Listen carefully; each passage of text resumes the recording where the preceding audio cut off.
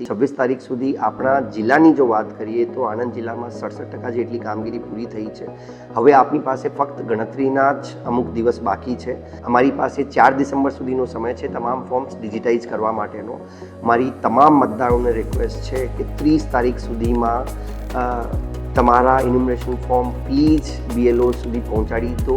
આ ઉપરાંત એક અલગથી આપણે ખાસ કેમ્પનો પણ નક્કી કરવામાં આવ્યું છે. દરેક કોન્સ્ટિટ્યુએન્સી વિસ્તારમાં તાલુકા કક્ષા ઉપર જુદા જુદા નિયત કરેલા સ્થળોએ 29મી એટલે કે જે આવતો શનિવાર છે અને 30મી કે કમિંગ સન્ડે જે છે આવતો રવિવાર છે, આ બંને દિવસે એક વિધાનસભાના કેમ્પમાં લગભગ 10થી 12 ટેબલ રહેશે. જે તમારી કોઈ પણ પ્રકારની ઇન્યુમરેશન ફોર્મને લગતી કોઈ ગૂંચવણ હશે, કોઈ પ્રશ્ન હશે તો એ પ્રશ્નનો પણ નિકાલ કરશે ને તમારું ફોર્મ પણ પરત લેશે અને ડિજિટાઇઝેશનની કામગીરી પણ ત્યાંથી થશે.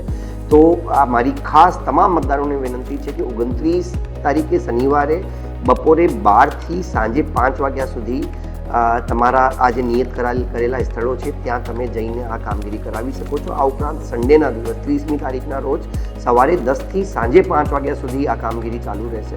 સમગ્ર આણંદની તમામ મતદાતાઓને 18,12,000થી વધારે મતદાતાઓને મારી નમ્ર વિનંતી છે કે હજુ તમારી આસપાડોશમાં, તમારા કોઈ સગા સંબંધીઓમાં, તમારા પરિવારમાં કોઈનું ઇન્યુમરેશન ફોર્મ પરત આપવાનું બાકી હોય તો પ્લીઝ બધાને પૂછી લેવાનું, જેથી આપણે કોઈ પણ વ્યક્તિનો કોઈ પણ લાયક મતદારનો મતાધિકાર રહી નહીં જાય અને તમામ લાયક મતદારોના મતાધિકાર સુરક્ષિત રહે. આ માટે આપણે સૌએ કાળજી લેવાની જરૂર છે. મારી તમામ મતદાતાઓને નમ્ર અપીલ છે